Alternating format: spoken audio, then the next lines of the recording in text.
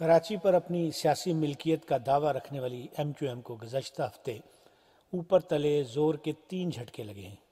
پہلا جھٹکا آفاق احمد کی رہائی نے لگایا۔ متحدہ کی مقامی اور بین الاقوامی قیادت نے اپنے سیاسی اور بندوقی گٹھ جوڑ کی مدد سے کئی سالوں سے اس سیاسی حریف کو جیل میں ڈلوا رکھا تھا، لیکن اب آزاد عدلیہ کی مہربانی سے آفاق احمد لانڈی واپس پہنچ گیا ہے اور اس نے باہر نکلتے ہی ایم کیو ایم کی روز بروز کمزور ہوتی ہوئی دیوار کو ڈاکٹر ذوالفقار مرزا کی طرح دھکے لگانے کا کام تیز کر دیا۔ دوسرا جھٹکا ایم کیو ایم کو کراچی بار کے الیکشن میں لگا، جہاں پر سال 2012 کے لیے صدارت کا الیکشن ایم کیو ایم کے کٹر مخالف وکیل جو رہنما ہیں محمود الحسن انہوں نے جیتا۔ تیسرا زور کا جھٹکا ایم کیو ایم کو کراچی آرٹس کونسل کے انتخابات میں عمر شریف کی شکست کی صورت میں لگا۔ پڑھے لکھوں، دانشوروں، شاعروں اور ادیبوں کی نمائندگی کی دعوے دار جماعت کے ایک اہم رکن عمر شریف آرٹس کونسل کے الیکشن میں اپنے حریف احمد شاہ سے بری طرح ہار گئے۔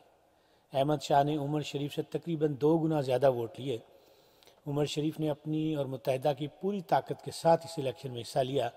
لیکن جب ہار حصے میں آئی تو عمر شریف نے نہ صرف نتیجے کو ماننے سے انکار کر دیا ہے بلکہ اپنی ذاتی آرٹس کونسل بنانے کا اعلان بھی کر دیا ہے۔ عمر شریف چونکہ متحدہ کے قائد الطاف حسین کی سیاسی اور فنکارانہ صلاحیتوں سے بہت متاثر ہیں، اس لیے امید کی جا سکتی ہے کہ اس نئی آرٹس کونسل کا نام وہ متحدہ آرٹس کونسل رکھیں گے۔ اس سے کراچی کے فنکاروں کو اصلی اور نقلی آرٹس کونسل کا فرق معلوم کرنے میں آسانی بھی رہے گی۔ پاکستان کے 98% اور کراچی کے 100% لوگوں کی جماعت کے اتنے بڑے فنکار کا یہ الیکشن ہار جانا کوئی معمولی بات نہیں۔ کراچی کی سیاسی صورتحال پر نظر رکھنے والوں کو چاہیے کہ اس بات کا جائزہ لیں کہ ایم کیو ایم کے اتنے بڑے پکے قلعے میں یہ دراڑ کیسے پڑ گئی۔ عمر شریف کے ہارنے سے یہ بات ثابت ہو گئی ہے کہ اس جماعت کا تعلق کراچی کے باشعور اور دانشور طبقے سے کس قدر کمزور ہے۔ اسی طرح وکلاء کے برادری میں ایم کیو ایم کے امیدوار کا ہار جانا بھی اسی چیز کو ثابت کرتا ہے کہ جو لیگل فٹرنیٹی ہے اس میں بھی ایم کیو ایم کی جو جڑیں ہیں وہ بہت کمزور ہیں۔ کراچی سے تعلق رکھنے والے ایک فنکار سے جب میں نے پوچھا کہ عمر شریف جو کہ اتنا بڑا اور مقبول فنکار ہے، اس سے ایم کیو ایم کی طرف سے سندھ حکومت میں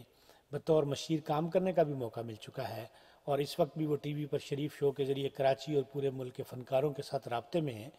تو کیا وجہ ہے کہ پھر متحدہ کے اس پکے قلعے سے وہ اتنے بڑے مارجن کے ساتھ احمد شاہ کے مقابلے میں نہ صرف خود ہارا بلکہ اس کا پورا گروپ جو ہے وہ ناکام ہو گیا ہے۔ موصوف کا کہنا تھا کہ عمر شریف اب فنکار کم اور سیاستدان زیادہ ہے۔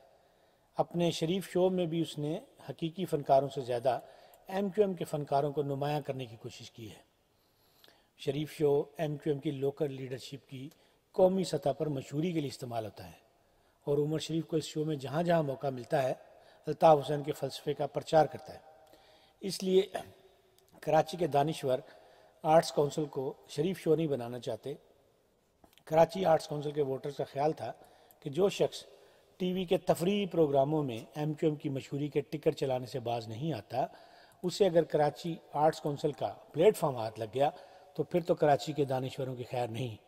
انہیں بھی جنرل پبلک کی طرح آئے دن فکری نشستوں کے نام پر الطاف حسین کے ٹیلی فونی خطابات سننے پر مجبور کر دیا جائے گا۔